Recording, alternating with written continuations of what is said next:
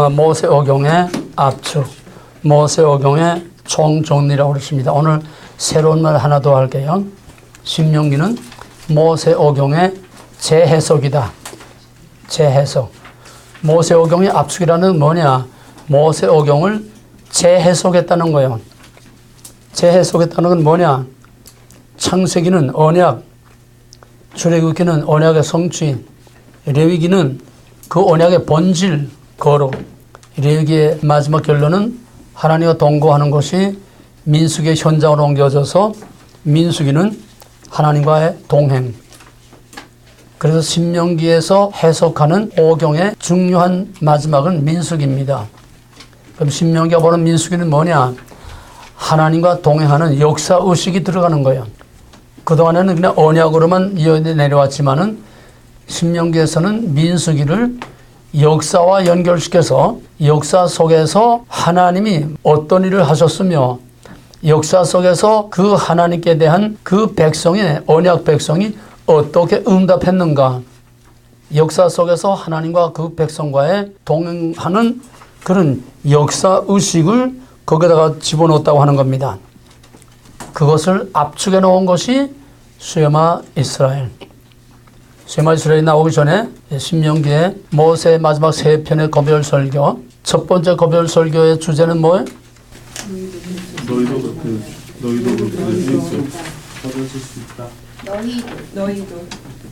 너희도 그거 언제까지 들썩거릴 거예요?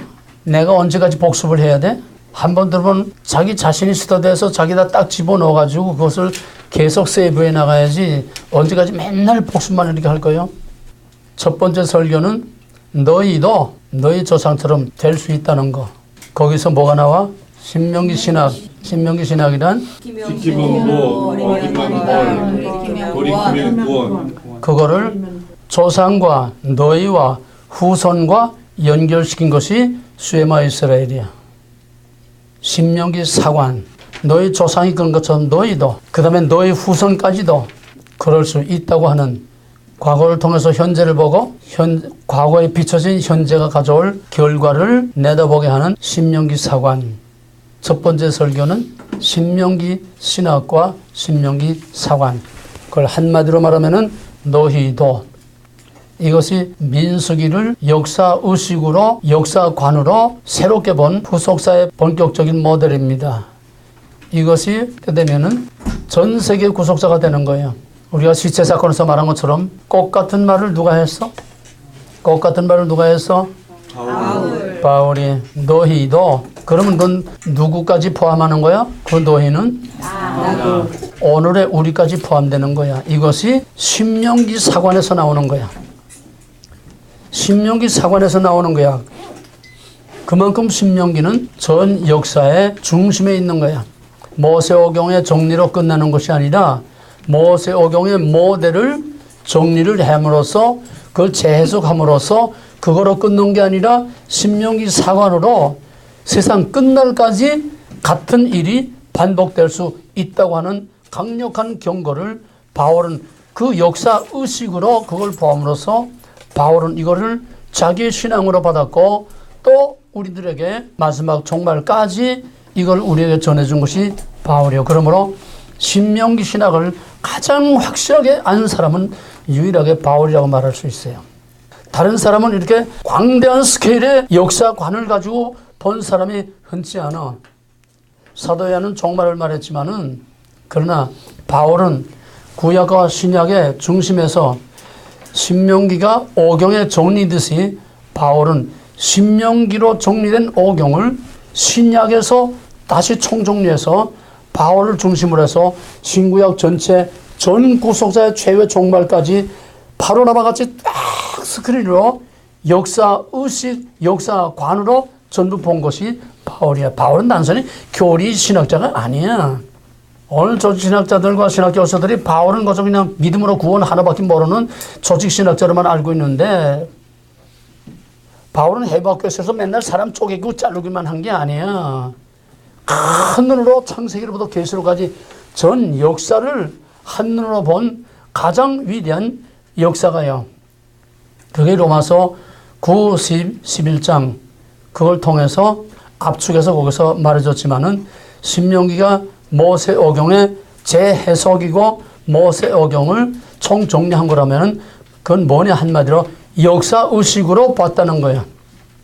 민수기에서 역사관을 거기다가 집어넣었다는 거야. 역사 속에서 하나님이 무슨 일을 하셨으며 역사 속에서 그 하나님의 구원에 대해서 그 하나님과 언약을 맺은 백성으로서 하나님께 어떠한 응답을 하는 삶을 살았느냐. 이 모델이 바로 신명기 사관으로 전 세계 종말까지의 역사를 가는 것이고, 그러므로 모든 예언자들은 바로 이 신명기 사관, 신명기 신학과 신명기 사관 안에서 모든 예언 활동을 한 거지, 신명기 없는 예언서는 생각할 수가 없어요. 예언서라는 건 바로 신명기 사관, 신명기 신학과 신명기 사관을 그때그때 현장에 적용시킨 것에 지나지 않아. 그런 의미에서 보면은 신학자 중에 신약에서는 단연 바울이 가장 위대한 신학자이지만은 바울보다 머리 꼭대기에 올라가 있는 최고의 위대한 신학자는 신명기를 기록한 모세야. 모세같이 그렇게 큰 신학자가 없어.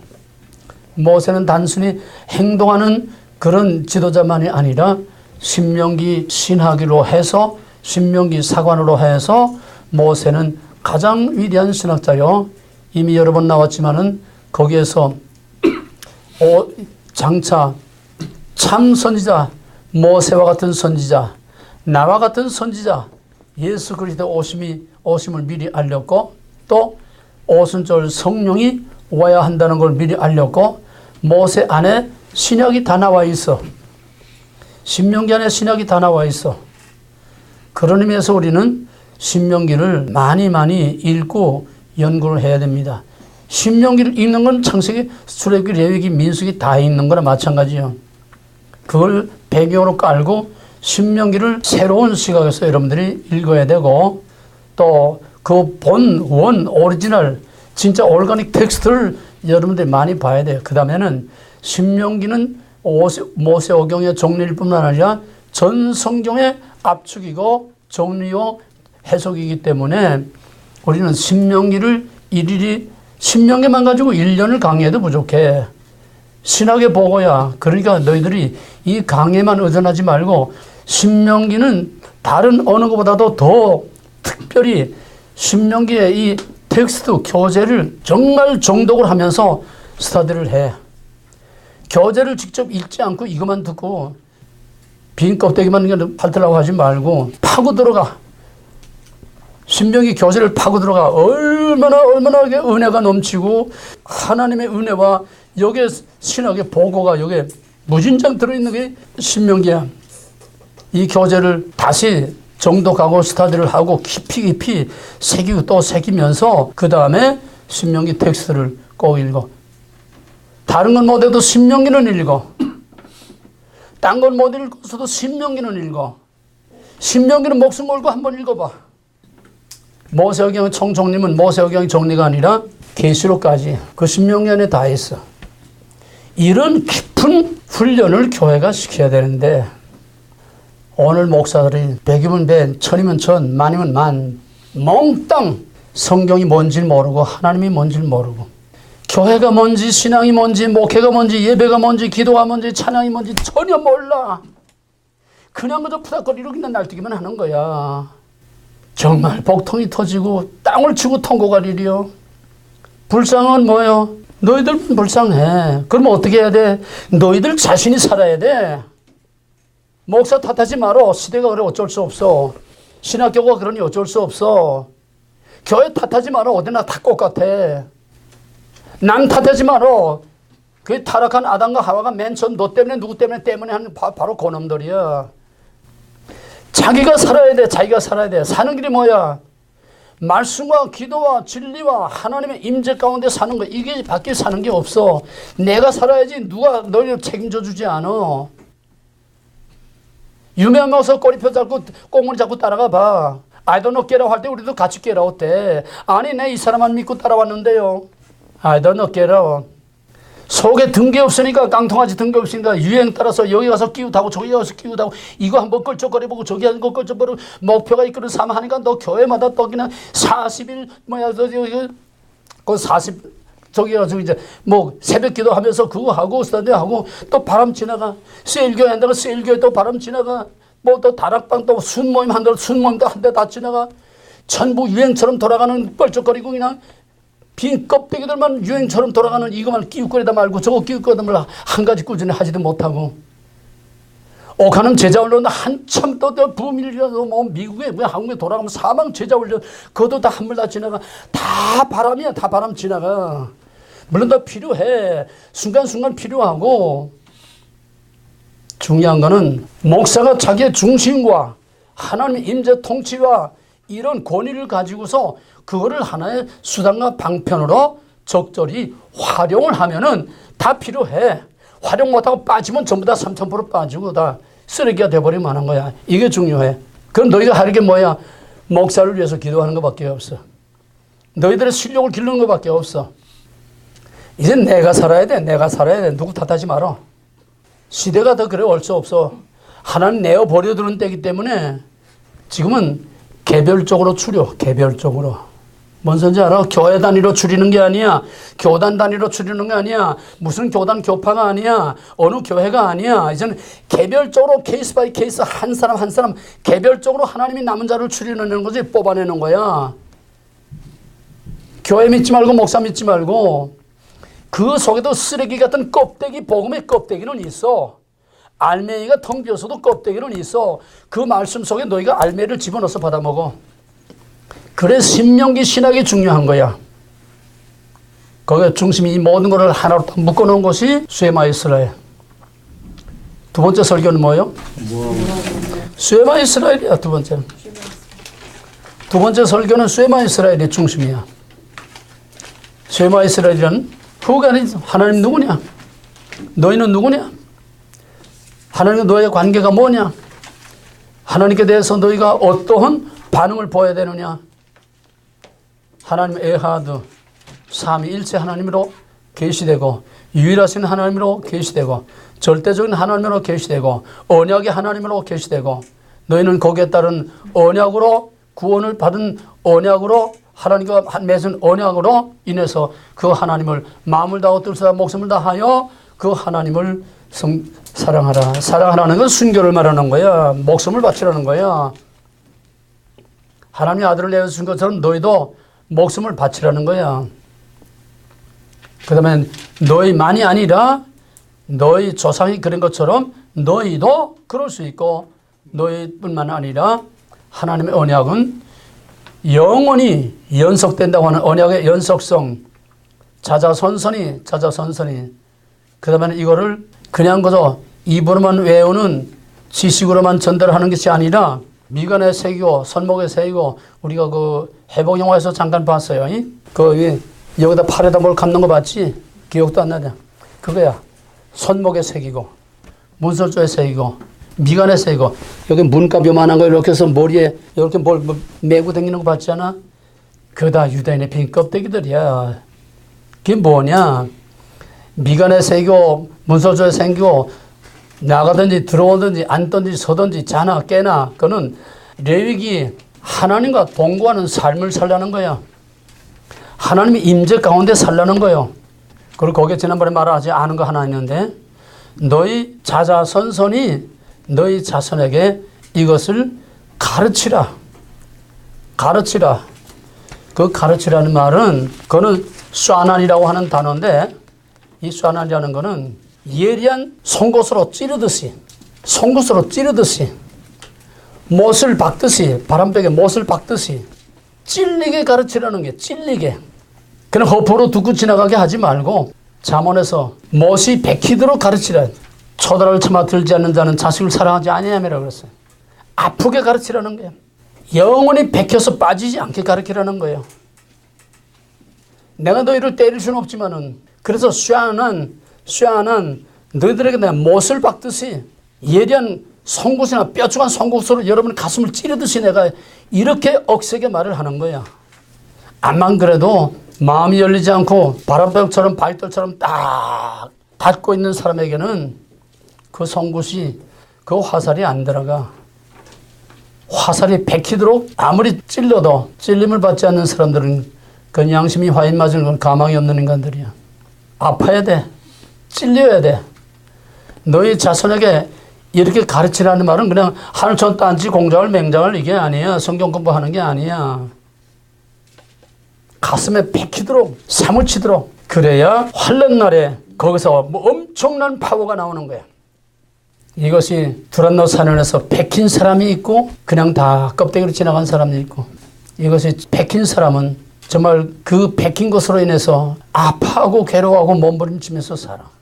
내 누구라는 말 안 하지만은 정말 너무나 귀여운 어떤 한 사람은 정말 내가 두란노 안 갔으면 내가 어떻게 보냈는데 맨날 이거 가지고 두란노로 보내주셔서 하나님 감사하고, 두란노에서 배운 거를 여기서 배운 걸 그 힘 가지고 버티고 그거를 실천하려고 배운 대로 그대로 지키며 살려고 얼마나 힘들고 육체적으로 정신적으로 마음으로 얼마나 힘들게 몸부림치면서 싸우면서 사는지 모르는 그런 사람이 있어.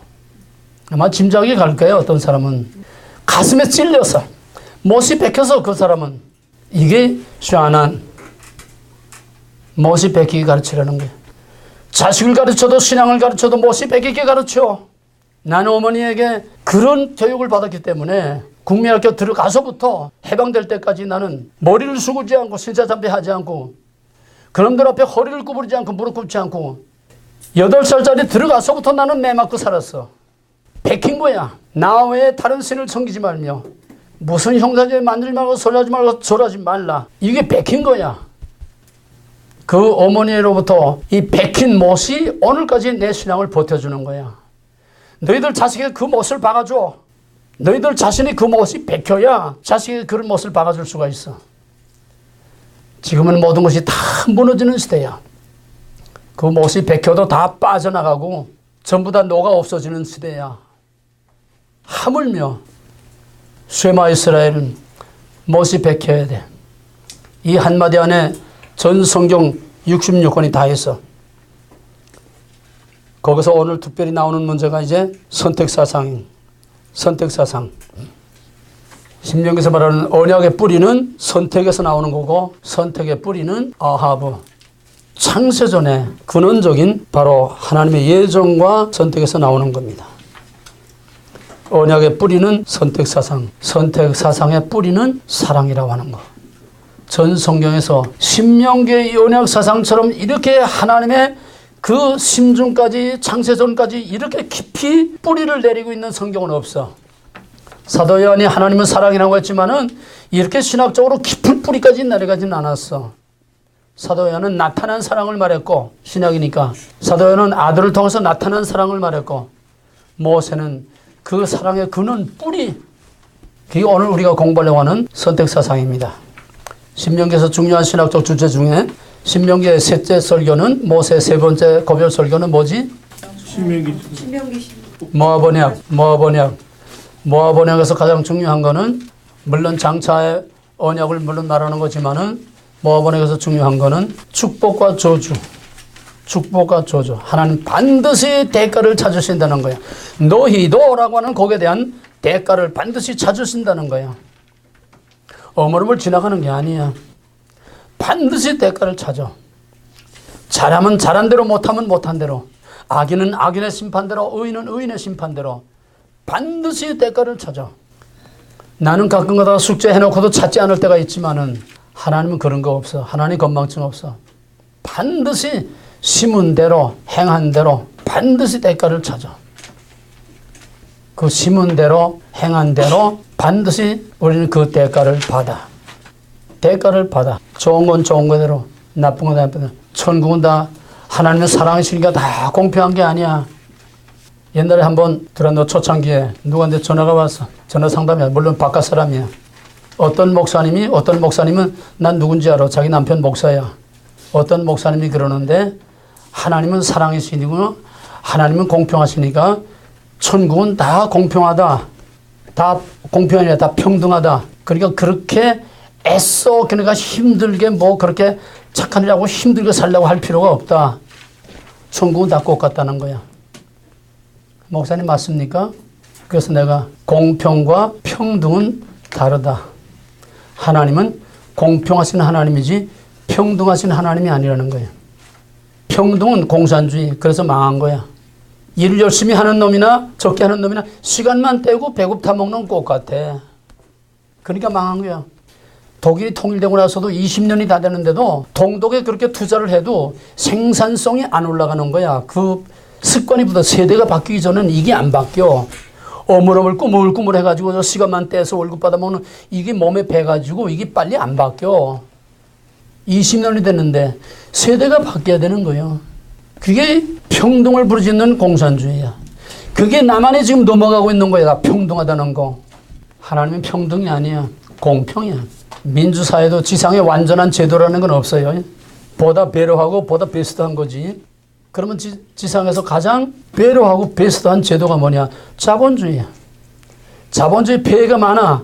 그래서 공산주의가 나온 거야. 그럼에도 불구하고 공산주의보다는 자본주의가 월등해. 왜? 공산주의는 평등이라고 해도 망했어. 사기야. 세계가 다 증명이 됐어. 자본주의는 공평하다고 하면서 부익부 빈익빈 이 자본주의의 폐해단 때문에 공산주의가 나왔는데 평등을 부르짖는 공산주의는 망했는데 공평을 기준으로 하고 있는 자본주의는 지금까지도 건재하고 있어. 왜? Time is money. 능력사회야. 미국은 능력사회야. 자기의 능력만큼 배운 만큼 자기가 일한 만큼 대가를 받는 거지. 공평한 사회가 아니야. 이게 하나님의 방법이야. 심은 대로 행한 대로 각자 전부 개별적으로 하나님 점수 매기는 거지. 무슨 교회 보고 매기는 거 아니야. 무슨 목사 보고 매기는 거 아니야. 두란노 보고 매기는 거 아니야. 개별적으로 순간순간의 모든 삶을 하나님의 컴퓨터로 다 체크하고 마지막에 거기에 따라서 의의 심판을 받는 거예요. 하나님은 공평한 하나님이지 평등한 하나님이 아니라는 거예요. 이게 공산주의와 자본주의로 우리에게 산교육을 보여주는 거고 이것이 영적으로 하나님은 절대로 천국은 공평한 데가 아니에요. 공평한 것이지 평등한 것이 아니라고 하는 거. 그래서 우리는 하루를 살아도 그 하늘의 비전과 꿈을 가지고 살라는 거야. 하늘에 내 집을 지라는 거야. 하늘에 투자를 하고 하늘에 거기다가 내 보화를 쌓으라는 거야. 하루살이처럼 살지 말고. 이런 공부하는 것도 그거를 위해서 하는 거야. 심령기의 선택사상은 뭐냐. 첫째로 왜 쉐마 이스라엘에서 하나님이 마음을 다하고 뜻을 다하고 힘을 목숨을 다하여 주 너의 하나님을 사랑하라. 즉 하나님이 너희를 사랑한 것처럼 너희도 하나님을 사랑하라고 한 겁니다. 왜 하나님 사랑이 최고냐, 최우선이냐. 예수님은 나보다 세상을 더 사랑하는 것은 내게 합당치 아니하다 그랬어요. 나를 위하여 아비와 자식과 전토와 모든 것을 버린 자는 내 제자가 될 것이요 그렇지 않은 자는 내게 합당치 않다고 그랬어요. 제자를 부를 때 제자들이 다 버리고 Jesus first, God first. 이게 신앙이야. 우리의 신앙이란 이걸 위해서 끊임없는 싸움을 싸워야 돼. Trano first. 이걸 위해서 끊임없는 싸움을 싸워야 돼. 그게 신앙이야. 이런 싸움이 없고 갈등이 없고 이런 괴로움과 고통이 없는 거는 이건 전부 다 쓰레기야. 빈 껍데기야. 신앙이라는 건 날마다 싸움이야. 이게 겟세마네. I'm okay냐, you are okay냐. 내 뜻대로 할 거냐, 하나님의 뜻대로 할 거냐. 이거 먼저 해결할 거냐, 저거 먼저 해결할 거냐. 내가 급하냐, 이게 급하냐. 돌아갈 것이냐, 이 문제를 해결할 것이냐.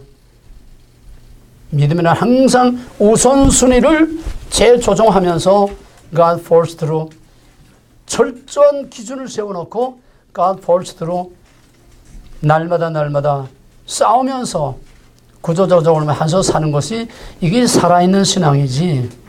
빈 껍데기처럼 거죠. 관념적으로만 믿는 이건 신앙이 아니야.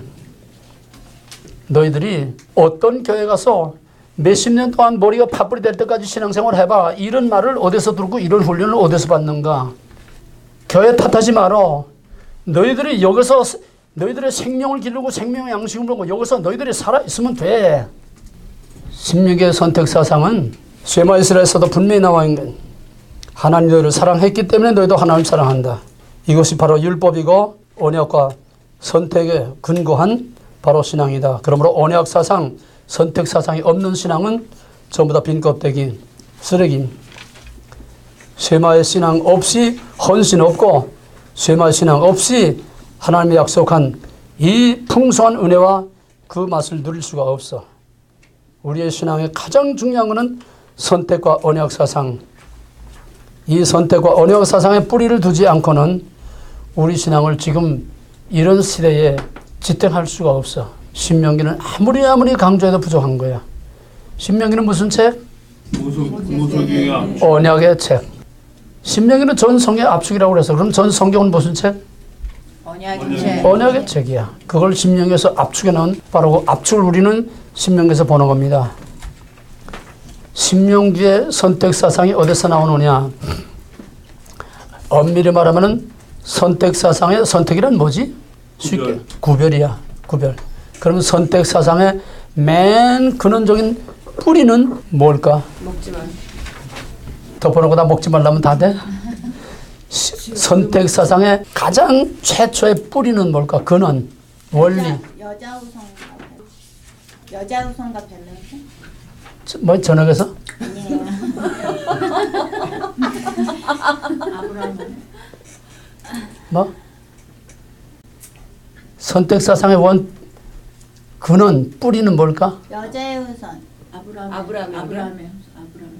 그건 아직 근원이 안 돼. 디바이드 프롬 아니에요? 어? 저녁에서 아침? Divide from. Yeah, divide from.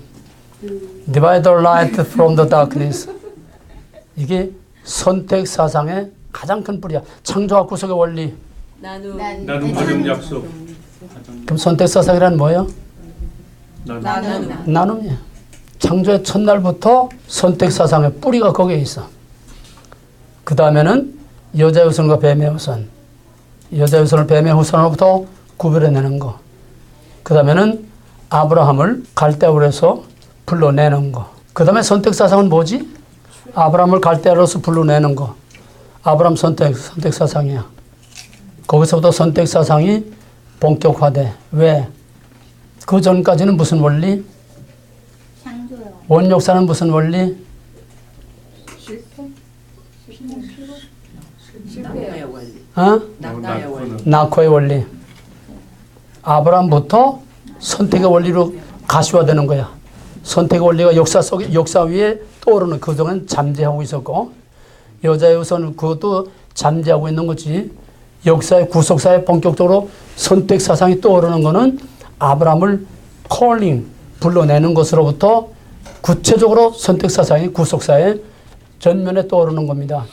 그래서 아브라함 언약, 이것이 선택 사상의 가장 큰 뿌리로 이제 등장합니다. 아브라함 언약은 뭐? 씨와 땅의 언약. 무슨 언약? 씨와 땅의 언약. 씨와 땅의 언약. 씨의 선택, 땅의 선택. 이거 둘 다 잘 치모도. 씨와 땅 잘 치모도. 씨의 선택, 땅의 선택. 거기서부터 선택 사상이 발전해서 그다음에 출애굽에 와서는 아브라함 언약 안에서 예정과 선택된 자들을 불러낸 겁니다.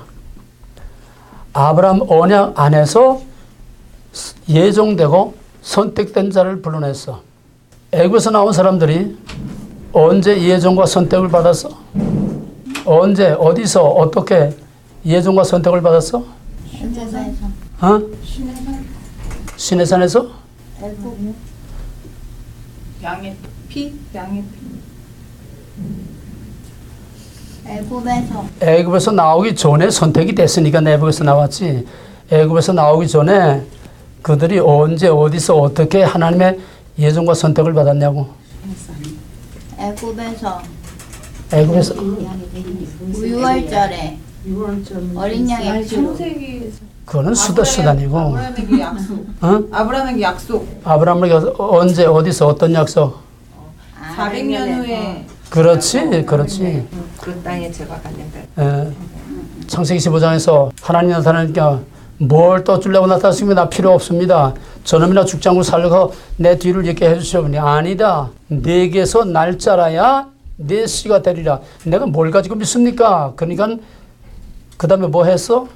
하갈. 쪼개는 언약을 했지. 예? 쪼개는 언약을 하면서 아직도 애도 낳긴 새까만데 내게서 날 자에게 너와 내 후손에게 약속을 하는데 내게서 내 후손이 이 땅을 내가 주어서 차지하게 하리라. 내 후손, 그래 지금은 아니야. 400년 후에 내 민족이 창대해질 때에 그때 내 자손이 와서 이 땅을 차지하게 돼. 거기서 아브라함은 아직 애도 없는데 이삭도 없는데 애 낳을 희망이 전혀 없는데 아브라함 언약 안에서 예정과 선택이 된 자들이 구원을 받은 거예요. 출애굽기 제목 웰레시모드란 이스라엘의 아들들의 이름이 이루어지리라. 이스라엘 아들들은 언약의 아들 무슨 언약? 아브라함 아브라함 언제 어디서? 시내산에서 뭐? 시내산? 거기에 그 언제 어디서?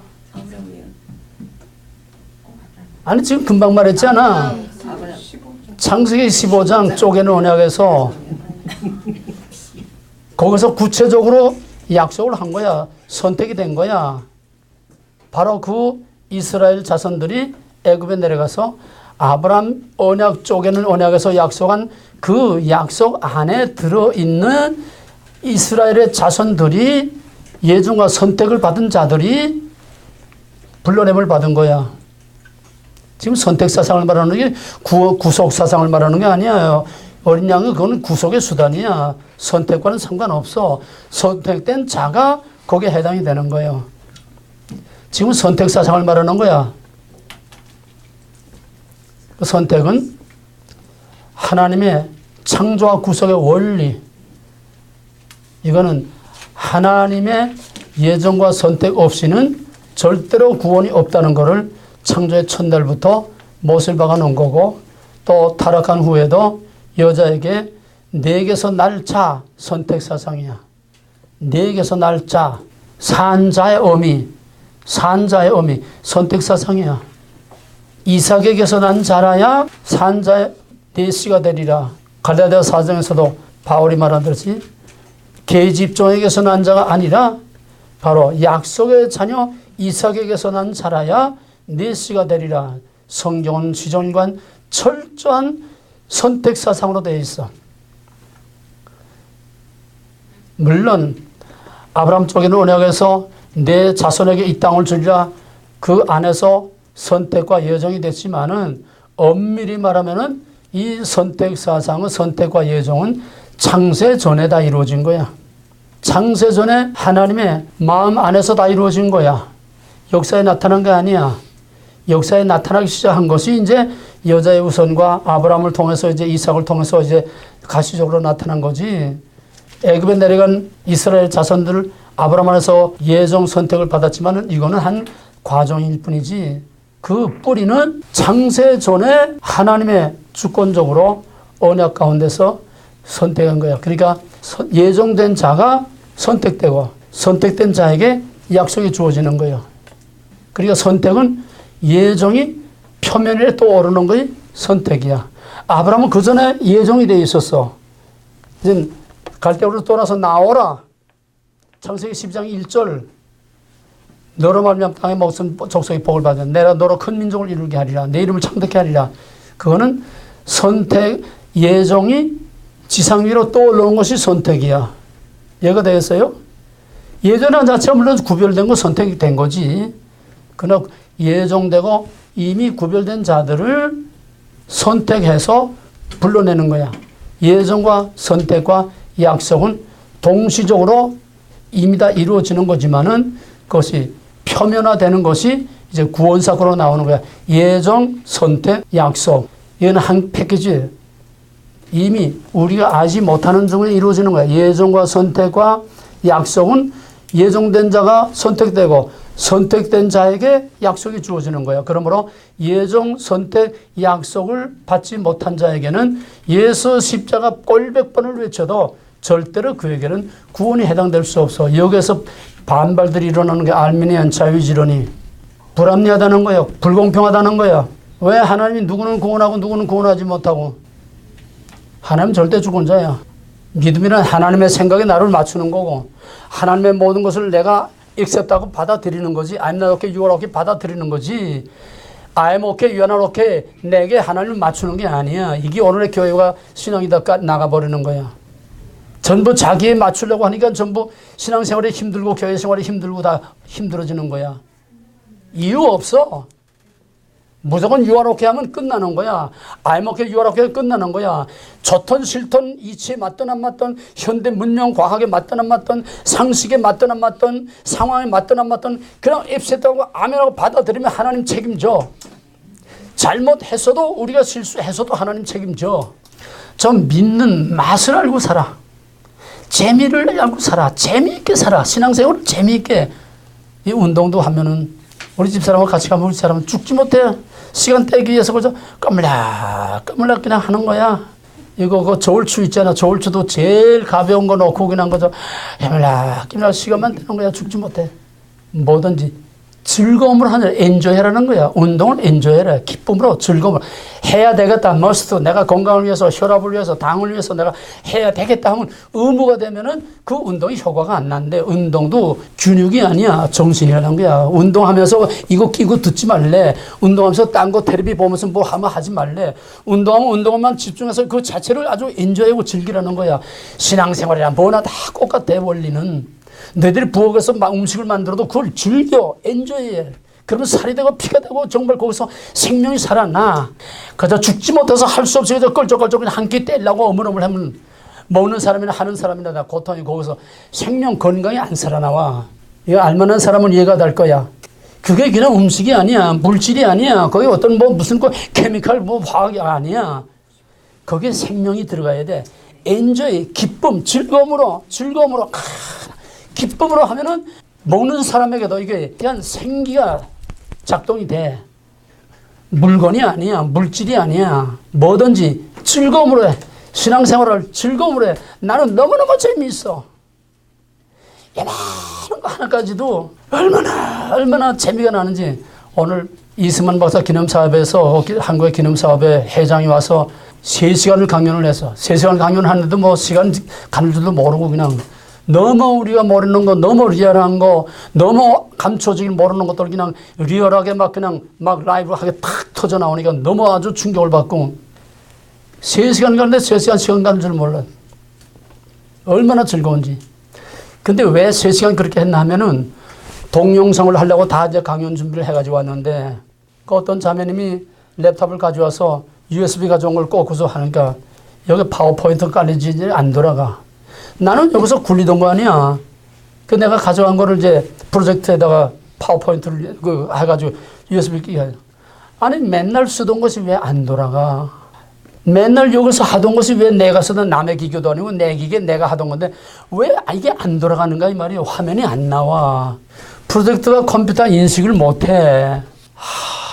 세상에 하다도 안 되면 시간은 자꾸 지체되지. 그냥 할 수 없이 그냥 이거 없이 그냥 강연을 했는데 내가 마지막에 축도하면서 그랬어. 참 하나님도 심려막지 않습니다. 내가 맨날 쓰던 내 기계인데 이게 안 되는 게 이게 하나님의 섭리였습니다. 왜? 이게 돌아가면 공식적인 그냥 동영상만 돌리고 말았는데 라이브한 생기가 이게 없는데 라이브한 육성으로 자기가 알고 있는 이 모든 걸 연구한 걸 그걸 그냥 감춰진 리얼한 자작으로 한 이런 실제적인 리얼한 것들이 막 나오니까 사람들이 너무 충격을 받고 이게 하나님의 다 섭리입니다. 이런 하나하나가 하나님과 동행하면은 세상한 거 열쇠 하나 잃어버린 것까지 뭔가지 전부 사사건건 하나님과 같이 살면 너무너무 재미있어. 너무너무 재미있어. 이 재미를 알고 엔조이하면서 살아야 돼. 신앙생활을. 그 맛을 알아야 신앙생활 하는 맛이 나고 그 맛을 알아야 I'm not okay도 할 수가 있고 그 맛을 알아야 뭐든지 기쁨으로 할 수가 있어. 이 맛을 좀 보면서 살라는 거야.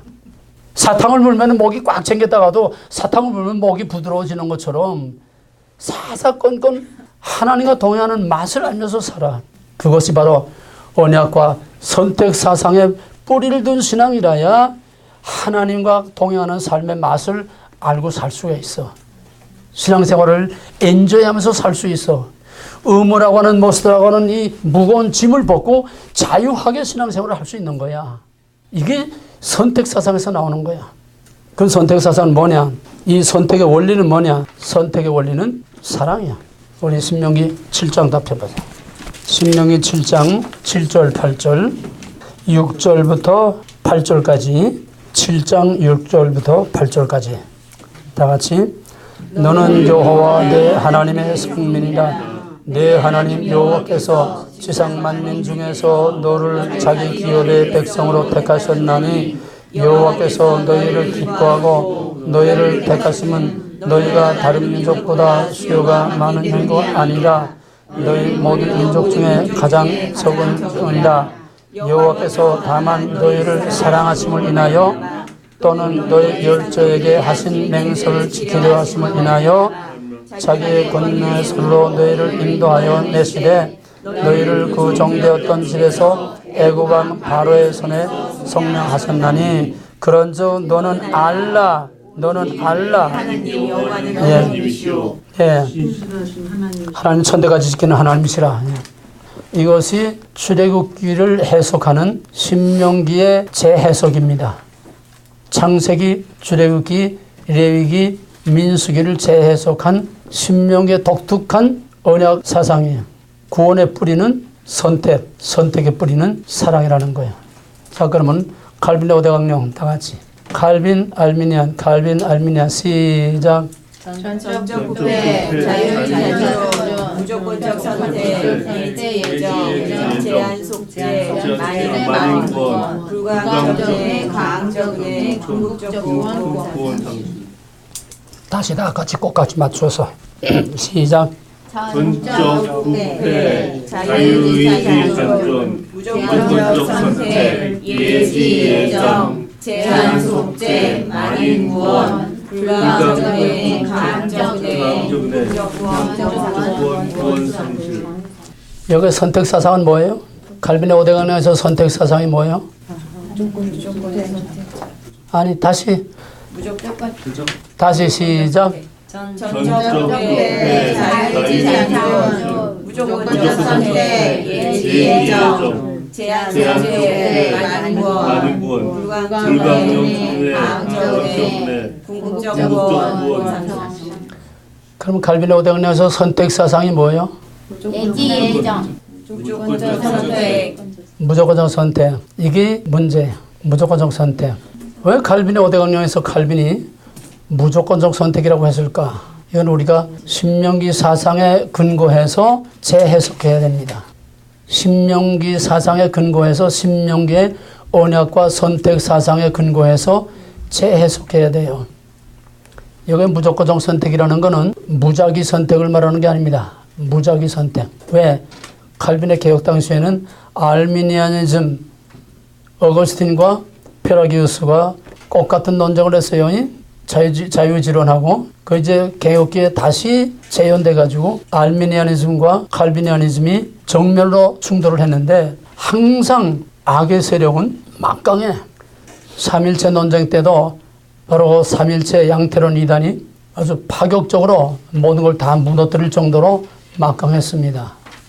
그러나 언제나 최후에는 성령 역사로 진리가 드러나게 되고 진리로 정리가 되고 바로 개혁기에도 알미니아니즘이 뭐야? 한마디로 하면은 인본주의 또 다른 말로 알미니아니즘 한마디로 하면은 자유지론이지. 자유지론. 종합적으로 말하면 인본주의고 그 핵심 키워드는 자유지론이야. 자유지. 그게 인본주의지. 거기에 대항해서 칼빈이 말하면서 무조건적 선택, 칼빈의 5대 강령 이제 말했는데 이 무조건적 선택이라는 걸 우리는 신명기 언약과 선택 사상에서 재해석해야 됩니다. 자, 그러면 현실로 돌아가 보자. 무조건적 선택. 내가 이제 과일을 사러 슈퍼마켓에 들어갔어. 내가 이제 사과를 사는데 사과를 그냥 그죠? 미국 사람들은 대체적으로 그래요. 미국 사람들은 그냥 그 아이템만 보고 그 코너에 가서 그냥 카트 씻더라고. 고르질 않아. 근데 어떤 사람은 특히 한국 사람들은 밑바닥까지 다 들춰서 고개 없으면 박스를 드러내고 그 밑에 박스에서까지 다 골라내요. 철저해. 이거 선택사, 좋게 말하면 선택사상이야. 미국 사람들은 무작위 선택이야. 그냥 고르지 않고 그래서 자기가 원하는 아이템에 가서 그냥 그저 주워 담는 거야. 사과도 그냥 적당히 주워 담아. 이거를 극단적으로 해석하면 무조건적 선택입니다. 무조건적 선택을 잘못 해석하면 무작위 선택이 돼. 그러면 선택되는 놈과 선택 안 하는 놈은 그냥 운이 좋으면 선택되는 거고 운 나쁘면 선택 안 되는 거야. 이렇게 되면 운명론이 되는 겁니다. 세상 말로 말하면 재수 좋은 놈은 걸려 들어오고 재수 없는 놈은 안 걸려든 거야. 이게 무조건적 선택이라고 하는 말에 갖고 있는 함정입니다. 무작위 선출, 무작위 선택. 그러면 무조건적 선택이라면은 하나님이 그냥 그저 잡히는 대로 닥치는 대로 그냥 그저 아무런 하나님의 주관, 하나님의 생각, 하나님의 계획, 하나님의 의도와 상관없이 그저 아무거나 운 좋게 잡히는 대로 그 사과를 골라 담듯이 그냥 사과를 주워 담듯이 그냥 주워 담았다고 하면은 선택자의 의지가 없어. 선택자의 주권이 없어. 선택되는 놈이 그냥 운 좋게 걸려드는 운명론이 되고 마는 거야. 신명기의 선택사상은 절대로 그런 무작위의 선택, 이유 없는 무조건적 선택이 아니야. 그럼 칼빈은 왜 무조건적 선택이라고 했느냐? 이 두 번째 해석이야. 첫째는 무작위적 선택, 이건 아니다. 그 다음에 무조건적 선택이라는 두 번째 칼빈이 의도한 그거는 뭐냐 하면은 인간의 자질과 자격과 노력과 공로와 상관없이 하나님의 의도대로 선택했다는 거야. 인간의 조건, 자질, 노력, 인간의 어떤 자격과 상관없이 일방적인 하나님의 주권으로 선택했다는 거야. 이렇게 되면은 칼빈의 무조건적 선택이 맞는 얘기가 되는 거야. 뭐 먼저 이해됐어요? 그러면 알미니안으로 말하면은 이거부터 먼저 말할 건데 순서가 바뀌었어요. 알미니안으로 말하면은 알미니안 무슨 선택? 예지예정이야. 예지예정은 뭐냐? 미리 다 알고 알았기 때문에 아 저놈은 참 착하고 말도 잘 듣고 저놈은 내 말 잘 듣고 잘하겠어. 저놈은 아주 성질머리가 못되고 저놈은 아주 기질이 못돼가지고 저놈은 아야 가망이 없어. 미리 다 아시고 사과를 열에 보고 절에 보고 골라서 선택한 것처럼 미리 다 알고 선택했다는 게 예지예정입니다. 그러면 그 선택의 주체가 어디가 주체가 있어요? 인간이 그 자격을 가지고 있는 인간이 그런 인본주의야. 인간이 자격이 있기 때문에 선택됐다는 거야. 그러면 선택하는 자는 아무 주권이 없어. 인간에 의해서 인간이 선택된 거지 하나님이 선택한 거 아니야. 하나님의 선택의 주권이 없어. 그러니까 알미니아는 인본주의고 하나님의 주권이 개입할 틈이 없대. 이게 아니라는 거야. 그러니까 순서로 말하면 예지예정 아니야. 무조건적 선택도 해석에 따라서는 무작위 선출되면은 운명론이 돼. 하나님에게는 우연이란 없어. 히브리어의 단어에는 우연이라는 단어 자체가 없어요. 이게 굉장한 거야. 언제 우리가 동영상 보면서 그 히브리 랍비가 그 말을 했어. 히브리어엔 우연이라는 단어가 없습니다. 왜? 성경은 히브리인들에게 준 거고 히브리인들의 정신과 사상과 문화와 역사는 철저한 하나님의 역사야. 그러니까 히브리인들은 하나님적으로만 생각하는 거지 하나님 밖에 생각을 할 수가 없어. 우연이라는 생각 없어서. 그러면 뭐냐? 하나님에게는 그렇게 될 수밖에 없는 필연, necessity, 필연론이야. 필연론. 그 과정이 멀리 돌아갈 수도 있고 급하게 될 수도 있고 멀을 수도 있고 휘일 수도 있고 굴곡이 있을 수도 있고 민수기의 과정처럼. 그러나 필연 반드시 약속의 땅에 약속대로 들어가서 아브라함의 자손에게 그 땅을 준다고 하는 필연. 이게 하나님의 역사. 이게 신명기의 선택사상에 나타난 하나님의 독특한 역사예요. 필연. 선택사상에서는 그럴 수밖에 없는 필연적인 하나님의 이유가 있는데 그 이유는 오직 하나님의 자유로운 주권적인 자유로운 의지로 되는 거지 절대적인 하나님의 자유로운 의지로 되는 거지 인간이 왜라고 물을 수 없고 인간의 기준에 맞춰서 불공평하다고 말할 수 없고 왜 누구는 택하고 누구는 택하지 않고 누구는 천국 가라 누구는 지옥 가라 생각만 해도 끔찍하지 않아? 이 아슬아슬한 거지. 천국과 지옥으로 갈라진다고 할 때는 끔찍해지는 거야. 진짜 천국과 지옥이 있다는 걸 믿는다면은 그 끔찍한 지옥은 어느 놈은 너 지옥 가라 어느 놈은 너 나하고 같이 살자. 이 불공평하지 않냐 이게 알미니안들이 끈질게 반기를 들고 일어나는 이유입니다. 그들이 말하는 공평은 뭐냐? 인간의 기준의 공평이야. 하나님에게는 이유가 없어. 하나님이 내 맘이야. 내 맘이야. 내가 원하는 대로 내가 택하는 거지. 여기 선택사사에 나타난 게 특별히 하나님의 일방적인 주권적인 자유로운 의지로 선택한다는 것이 성경에 창세기에서 계시까지 쫙 깔려 있는데 거기 가장 대표적인 것이 뭐냐 하면은 우리가 이미 다 배운 것들이야. 첫째는 장자가 아닌 자자. 언제나 장자는 성실한 모델 케이스로 나와. 성실한 모델 케이스. 이미 우선권을 갖고 있는 기득권자야. 장자의 명분으로 기득권이 축복권이 장자의 명분으로 당연히 나가야 돼. 그것도 성경의 원리야. 그런데 하나님은 가인을 택하지 않고 아벨을 택했어. 가인과 가인의 예물은 받지 않고 연락하지 않고 아벨과 아벨의 예물을 연락하였다. 연락이라는 게 뭐라고 그랬지? 두 개 봐. 어? 슈아. 그 슈아가 뭐라고? 주목하여보다. 어? 주목하여보다. 관심을 가지고 주목하여. 관심을 가지고 주목해서 봤다는 거야. 왜 가인과 가인의 예물은 관심을 가지고 주목해 보지 않고 아벨과 아벨의 예물을 특별히 관심을 가지고 주목해 봤느냐 이거야. 거기에 대한 대답. 하나님은 선택. 어? 예정 선택 약속. 예정과 선택이야. 예정과 선택. 그럼 왜 장자를 택하지 않고 차자를 택했느냐? 하나님 마음이야. 하나님 마음이야. 만약 하나님이 장자를 택하고 가인을 택했다면은 가인과 가인이 뭐 지푸레기를 드렸던 뭐 양을 드렸던 재물이 문제가 아니라 처음부터 가인을 택했다면은 처음부터 가인의 재물을 보지 않고 가인과 그 예물에 하나님이 주목해서 관심을 가지고 봤을 거야. 하나님 마음이야. 선택이라는 거는 전적으로 하나님의 주권적인 자유로운 의지로 택하는 거지 인간의 조건으로 하는 게 아니라고 하는 걸 역설적으로 하나님이 이걸 강력하게 심어주기 위해서 거꾸로 장자 대신 차자, 첫째 대신 둘째 이 원리로 계속 내려가지 않아? 에서 대신 야곱. 야곱은 그거 정말 아주 가망이 없는 인간 아니야? 순사기꾼. 아버지도 형도 돌아가면 다 쏘개먹고 하나님도 쏘개먹고 가서 밭다나면서 자기 삼촌도 쏘개먹고 양들을 전부 얼렁뚱땅 만들어 전부 제 거 만들어가지고 그 딸 둘이나 낚아채고 모든 종들 다 거느리고 오다가 또 에서 형이 또 만나니까 또 자기 죽을까봐 또 선물을 잔뜩 보내고 내가 금방 뒤따라가겠으니까 먼저 앞서가십시오 해놓고 자기는 거기서 세겜 땅에 땅 사고 부동산 지고 양우리 짓고 거기서 놀아나다가 또 개망신을 당하고 그 다음은 또 불러 올려가지고 또 하나님의 또 부름을 받고 가망이 없는 게 야곱이야. 그래 뭐 약탈자 쏘개먹고 그냥 등쳐먹고. 근데 말라기 1장 2절에 보면은 하나님은 야곱을 사랑하고 에서를 미워했다고 그랬어요.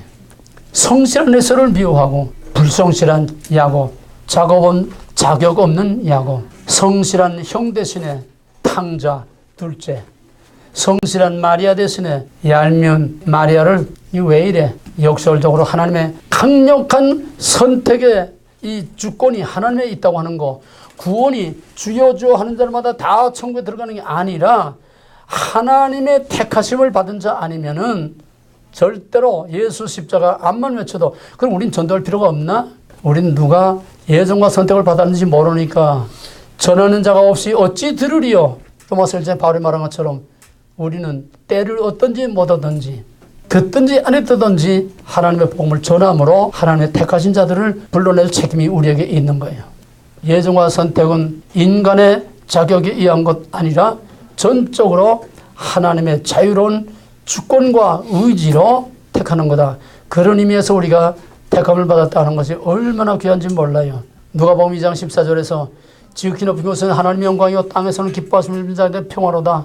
천사가 나타나서 양 목자들에게 내가 큰 기쁨의 소식을 가지고 왔노라. 그 기쁨의 소식, 그 뉴스, 그게 뭐냐? 하나님께 영광이요. 땅에서는 기뻐하심을 입은 자들에게 큰 기쁨의 소식이 된다는 거예요.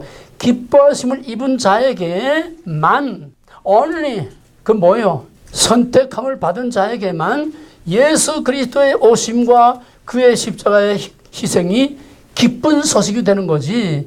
everybody, 누구든지 아니라는 거야. 강력한 선택 사상을 말하고 있는 겁니다. 기뻐하심을 입은 자라는 게 뭐냐? favor, 은총을 입은 자야. 자격이 없는 자에게 옛날 노예 제도로 말하면은 상존이 전혀 자격이 없는 자에게 특별한 은혜를 베푸는 그게 호의야. 하물며 우리는 로마서 5장 8절에 있는 것처럼 우리가 하나님과 원수되었을 때에 아들을 내어 죽게 하심으로 우리를 향하신 하나님의 사랑을 확증하셨느니라. 바로 역설적인 하나님의 은혜와 사랑, 역설적인 하나님의 은혜와 사랑, 역설적인 진리가 바로 선택사상에 나오는 거야. 그래서 우리가 자격이 없음에도 불구하고 favor, 하나님이 얄미운 야곱을 기뻐하셔 사랑하셨어. 그래서 하나님께서 야곱을 보지 않고 일방적인 하나님의 자유로운 의지로 에서 대신 야곱을 선택했다는 거예요. 기뻐하심을 입은 자들에게 평화로다.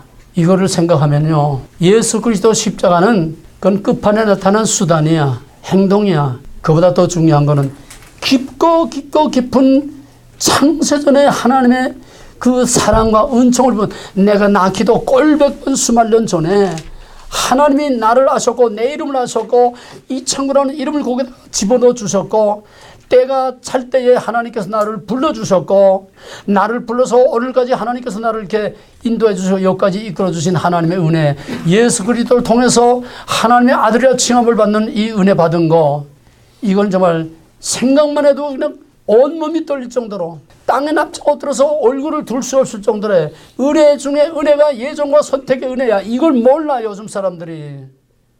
예정과 선택의 이 사상, 언약 사상, 예정과 선택 사상이 지금 완전히 다 죽어버리고 없어. 그러니까 하나님의 감사가 없어. 찬양 감사 맨날 해봐야 푸닥거리야. 진정한 감사가 없어. 구원에 대한 이 정말 몸이 떨릴 정도의 감격스러운 이 감사가 없어.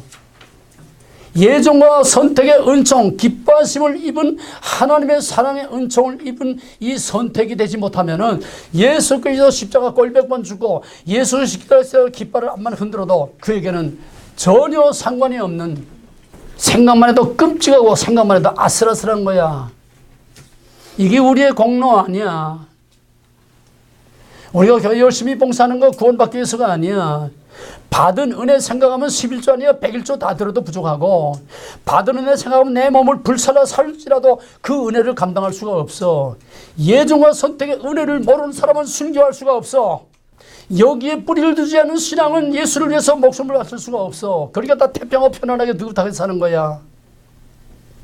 그래서 신명기가 중요한 거고, 그래서 선택사상이 그렇게 중요하고, 우리 안에 선택사상이 깊은 뿌리가 박혀야 되는 거야. 순교자들이 왜 장로교에서 많이 나오는 줄 알아? 이 선택사상이 강하기 때문에. 요즘은 장로 감리가 없어. 다 똑같아. 다 옛날에는 장로교인이 감리교나 천주교나 다른 교파로 가는 일이 없었어요. 절적으로 없어서. 왜? 강력한 선택사상에 대한 긍지와 프라이드와 이것 때문에 우리는 하나님의 특별히 선택된 나라고 하는 선택사상이 강하기 때문에 다른 데로 절대로 가지 않아. 거기서 순교자들이 거기서 많이 나오는 거예요. 이번 기회에 신명기적인 신앙, 선택사상에 거기에 뿌리를 둔, 언약과 선택의 뿌리를 둔, 정말 하나님 앞에 I am이라고 하는 말조차 사용할 수 없을 정도의 신앙으로 여러분의 신앙이 판이 바뀌어야 됩니다. 여기서 판이 바뀌어야 돼. 할 말이 없어. 하나님이 예정과 선택을 해준 그 앞에서는 할 말이 하나도 없는 거야. 그러면 너희들 예정과 선택을 받았어 못 받았어? 확실하게 말해봐. 받았어요. 받았어 못 받았어? 받았어요. 받았으면 아멘 해봐. 아멘. 확실해? 아멘. 언젠가 어느 교회에서 이 창세기 3장 15절에 여자의 우선 뱀의 우선 선택 예정 얘기할 때 1시간 내내 끝까지 물고 늘어지면서 왜 하나님이 누구는 선택하고 누구는 선택하냐 믿어지지 않고 받아들일 수가 없다는 거예요. 너무 분위기가 험악하니까 막 그냥 판이 다 깨질 것 같으니까 사람들이 막 위기의식을 느껴가지고 막 그만하자고 막 그냥 난리가 나고 그랬었어. 그 사람 며칠 전에 만났어. 좀 만나자고 그러죠. 밥을 먹으면서 목사님, 나는 아직도 구원의 확신이 없습니다. 어떻게 하면 좋습니까? 이제 한계가 온 거야. 때가 온 거야. 이젠 다급해지고 이젠 절박해진 거야. 이제 나이도 들고 비즈니스도 이제 다 접고 이제 내가 뭘 해야 되느냐, 내가 무엇을 위해서 살아야 되느냐, 이젠 인생과 신앙에 이제는 한계가 온 거야. 이제 뭔가 새 출발을 하지 않으면 안 되겠다고 하는 그런 심각한 상황이 온 거야. 뭐 먹고 살고 때문이 아니라 내가 지금까지 뭐 했느냐? 비즈니스에서 내가 리타이어 할 때까지 내가 뭐 했느냐? 집 한 칸 겨우 사놓고 내 자식 공부시킨 것밖에 없는데 내가 뭐 한 거냐? 내가 이제 나머지 내 인생을 무엇을 위해서 내가 어떻게 살아야 될 거냐?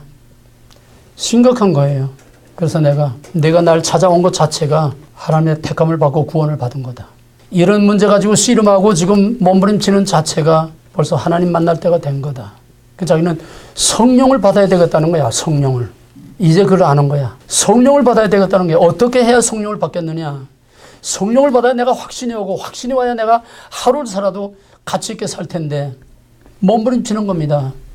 내가 돌아왔다는 자체가 선택된 거고 구원받은 거고 내가 오늘 이런 문제를 가지고 나를 찾아왔다는 자체가 구원받은 증거고 여러 가지 거기에 대해서 내가 이제 확신을 주고 격려를 해줬습니다. 지금까지도 이 중에도 구원의 확신이 머리로만 관념적으로만 주장적으로만 그렇다 하니까 그런 거 하지 자기 정말 속에 구원의 확신을 못 가지는 사람들이 이 자리에도 없다고 볼 수 없어요. 구원은 머리가 아니야, 교리가 아니야, 지식이 아니야, 교회 신앙 경력, 직분, 직위가 아니야. 믿어지는 거야. 이게 하나님의 은혜예요. 선택에 대해서는 아무리 말을 해도 부족한 것이 예정과 선택 얘기입니다. 그 다음에 이 선택은 사랑하기 때문에 무조건이야. 무조건. 일방적으로 하나님이 사랑하고 싶은 사람을 사랑하고 국률의 자를 국률이 여기고 강팍하게 할 자를 강팍하게 하신다고 그래서 하나님의 절대적인 자유로운 의지. 그 다음에 이 선택은 어떤 선택이냐. 이 선택은 아까 내가 말한 것처럼 사과를 여리저리 굴러보면서 흠집이 없고 맛있게 생기고 그런 거를 미리 다 보고 골린 이해지혜 정도 아니고 또 마구제비로 잡혀들은 건 운명, 운 좋게 걸려든 것도 아니고 또 둘째라고 해서 무조건 다 둘째 해준 것도 아니야. 에서를 미하고 야곱을 살아갔다는 것은 오히려 또 다른 말로 말하면 역설적인 선택이야. 아까 그거 안 하고 넘어간 거 다시 하는 거야. 지금 역설적인 선택이야. 첫째 대신 둘째, 성실한 아들 대신에 불성실한 아들, 이 역설적이 아니야. 거꾸로 그렇게 되면 어떤 결과가 오느냐. 천국 쓰레기통이 되는 거야. 똑똑하고 성실하고 잘난 놈 다 제껴놓고 쓰레기가 이렇게 못되고 악하고 아주 사악하고 간악하고 이런 것들만 전부 하나님이 골라간다면 천국은 아주 악당들의 쓰레기가 될 거 아니야? 역설적인 선택도 아니야. 그러면 선택사상의 이 네 가지 중에 결론은 뭐냐? 이미 다 말한 하나님의 절대적인 자유로운 주권과 자유로운 의지로 택하는 거다. 하나님의 주권. From God to God. 그 다음에 이 선택사상에서 두 번째로 할 거는 그 선택은 어떤 선택이냐? 우리가 신명기 7장 6절 7절에서 본 것처럼 내가 너희를 택해서 내 거룩한 백성 성민으로 삼은 것은 너희가 수요서 많은 것이 아니라 너희가 자격이 있어서가 아니라 내가 너희를 사랑하기 때문에 선택했다 그랬는데 여기서 우리가 다시 한번 볼 거는 많은 민족 중에서 그 백성을 택한 게 아니라는 거예요. 이게 중요한 선택 사상입니다. 신명기. 많은 민족 중에서 택한 게 아니야. 그럼 뭐냐? 많은 민족이 있기 전에 창세 전부터 하나님이 아주 스페셜로 내 백성 이스라엘 미리 만들어 놓고 미리 택해 놓고 미리 다 준비해 놓고 그 백성은 많은 민족 중에 택한 게 아니라 처음부터 스페셜 케이스로 그 백성을 만들어 놓은 거야. 뭔 말인지 이해가 돼? 그럼 무슨 말이야? 박성범이 처음부터 하나님께서 창세 전에 박성범이를 자기 백성으로 만들어 놨어. 하나님의 백성 될 자들을 미리 생명책에 기록하고 만들어 놨다는 거야. Finish it. 완성해서 완전하게 완성품을 만들어 놓고 이스라엘이라고 하는 그 민족 공동체를 완전하게 미리 다 만들어 놓은 거지 많은 민족 중에서 골라서 택한 게 아니라는 거야. 이 강력한 신명기의 선택사상, 여기에 독특한 신명기의 선택사상, 여기에 이스라엘의 독특한 선택사상이 있는 거예요. 다른 민족이 아니야. 뭔 소리지 같아? 오늘 시간에서 많이 설명 못하지만은 이거 강력하게 깊이 뿌리쓰기마다 말똥을 꼬잖아. 선택이라는 건 많은 것 중에 선택이 아니라 일반적인 선택 초이스라고 하는 것은 많은 것 중에 택하는데 신명기 사상의 선택은 많은 것 중에 택한 게 아니라 스페셜로 처음부터 독특하게 만들었다는 거예요. 이게 독생자라는 거야. 꽃같아 원리는. 독생자라는 거는 그냥 only one 하나님의 하나밖에 없는 아들이라고 하는 숫자적인 하나가 아니야. 물론 그것도 이지만은 그 독생자라고 하는 스페셜 원이야. 창세전부터 처음부터 그렇게 특별히 하나님께서 만들어 놓은 하나님의 아들이지 그냥 하나 있는 많은 것들 중에 하나 그게 아니라는 거야. 여기서 나오는 사상이 뭐냐? 독특한 민족이라는 게. 여기서 나오는 사상이 뭐냐면 진멸사상. 오늘 설명을 다 못하겠어요. 여러분 교재 봐.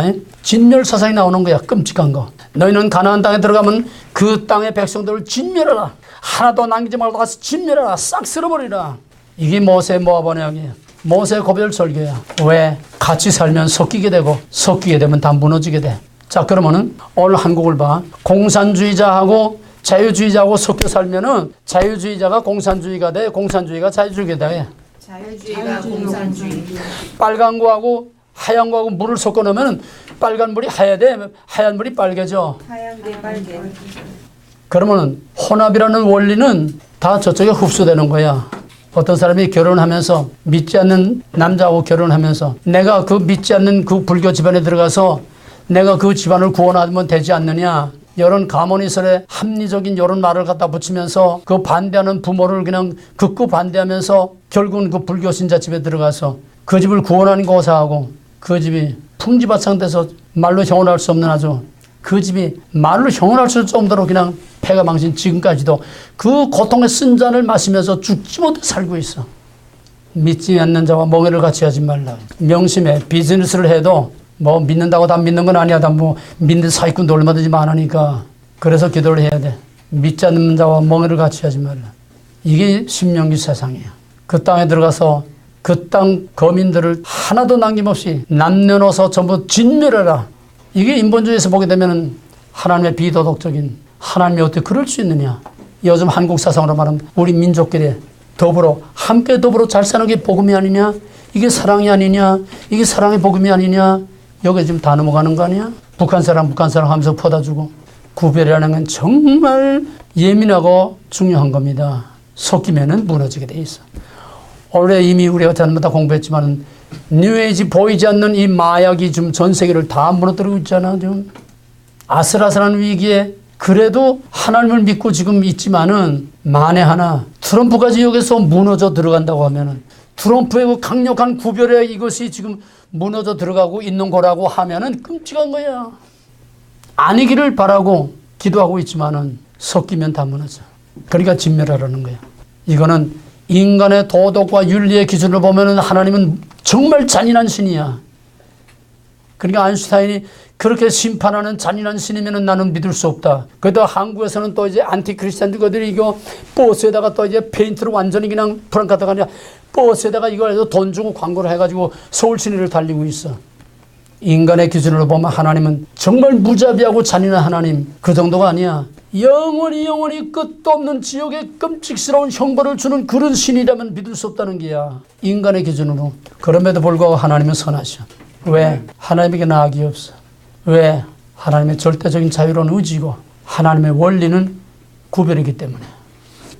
그래서 하나님의 관심은 이스라엘에게 있지 이방의 구원에 있지 않아. 1차적으로 이게 구약과 신명기 사상에 1차적으로 나타나는 거야. 내 백성, 내 민족. 그래서 1차적으로 하나님의 모든 비밀과 계시를 자기 백성에게 주은 거야. 히브리어로 히브리 민족에게 주어진 거야. 하나님의 관심은 1차적으로 선택된 이스라엘에게 집중되어 있어. 이방에 관심이 없어. 이방은 엑스트라로 도구로 쓰일 뿐이야. 하나님의 관심은 자기 백성에게 있어. 놀이터에 가면 애들이 막 뒤섞여 놀아도 항상 그 애미의 눈은 자기 새끼만 보고 있어. 자기 새끼만 따라다니게 넘어지지 않나, 누가 다치지 않나, 누가 해치지 않나, 누가 때리지 않나. 스페셜하게 만들어진 특별한 민족. 하나님의 관심은 그 특별한 민족에게 관심이 집중되어 있어. 이걸 압축해 놓게 되면 세계를 지금 압축해 놓으면은 한반도에서 하나님의 관심은 남한에 있지 않고 북한에 있어. 그 얘기는 언젠가 내가 할 거야. 하나님의 관심은 남한이 아니야. 북한을 위해서 남한을 이렇게 배부르고 잘 살게 해준 거고, 하나님의 목표, 하나님의 관심은 북한에 있어. 북한에 그 고통당하는 수많은 순교자의 피가 뿌려진 그 땅에 하나님의 관심이 지금 집중되어 있어. 그러므로 하나님은 그 백성을 버리지 않는다는 거야. 오히려 남한이 심판을 받았지. 이 선택 사상은 우리의 신앙을 좌우하는 결정적인 키가 되는 거고 중심이 되는 거야. 거기에 따르는 진멸 사상. 하나님이 사사기 혼란을 거쳐서 이제 사무엘을 통해서 그 백성이 요구하는 대로 이제 왕국을 세웠습니다. 사울을 왕으로 세웠습니다. 그래서 사울에게 맨 처음 하나님이 준 임무가 뭐냐 하면 아말렉을 진멸하라. 아말렉을 진멸하라. 출애굽기 17장에서 이스라엘 백성들이 시내산을 떠나서 이제 나올 때에 아말렉이 그 길을 가로막고 거기서 아말렉과 큰 전쟁, 첫 번째 제일 큰 전쟁을 벌여요. 모세는 나이가 많으니까 전쟁에 나가지 못하고 뒤에서 여호와께 손을 들고 기도하고 아론과 홀이 옆에서 그 팔을 붙들고 여호수아는 젊은이가 군대 사령관을 나가서 싸우고 아말렉을 물리치긴 했지만은 하나님이 괘씸하게 여기서 내가 감히 내 길을 가로막아? 내 백성의 길을 가로막아? 내가 이 땅에서 씨를 없애버릴 거야. 선언을 했어. 그러다가 사울이 이제 왕이 되고 사울에게 이제 능력을 주었어. 사울아, 그때 내가 선언한 아말렉을 가서 진멸하라. 남자나 여자나 아이나 어른이나 짐승이나 할 거 없이 몽땅 다 싹 쓸어버리라. 진멸이라는 건 없애버리는 거야. 완전히 씨를 없애버리는 게 진멸이야. 이게 세상의 윤리 기준으로는 도저히 생각할 수 없고 믿을 만한 하나님이 못돼. 이 진멸 사상이 어디서 오는 거냐? 선택 사상에 와. 인간의 윤리보다 하나님의 윤리가 월등히 우선하고 우월합니다. 인간의 윤리의 기준으로 하나님을 재면 안 돼. 하나님의 윤리의 기준으로 인간의 윤리의 기준으로 이해할 수 없는 일들이 얼마든지 많아요. 이게 진멸 사상이야. 그 진멸 사상이 어디서 오는 거냐? 선택 사상에서 오는 거야. 결론이 뭐냐? 너희는 다른 민족과 절대로 동등한 위치에 동등한 지위에 놓아서는 안 된다는 거야. 자기 자신을 다른 민족과 동등한 지위에 놓지 말라. 가나안 족속과 너희들을 함께 살 수 있는 동등한 지위에 놓지 말라는 거야. 이게 아니야.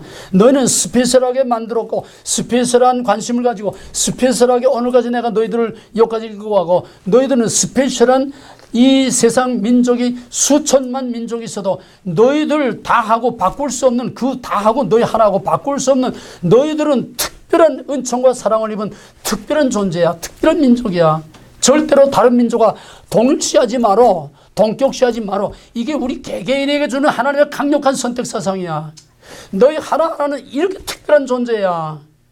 딴 세상 놈들 아무리 잘나고 큰 소리 치고 떠들어도 동격으로 놓지 마라.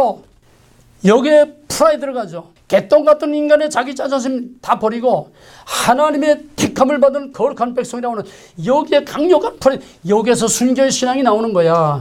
이게 진짜 자존심이야. 강력한 선택 사상. 죽음이든 세상이든 뭐든 무서워하지 않고 두려워하지 않는 이미 승리의 깃발을 안고 휘둘면서 사는 이런 당당한 삶을 살라는 거야. 거지같이 살지 말고. 여기서 강력한 선택 사상과 이 신앙의 뿌리가 강력하게 심어져야 돼. 신명기 가지고 몸부림치고 씨름을 하고 싸우고 여기서 너의 인생과 신앙을 결판을 내.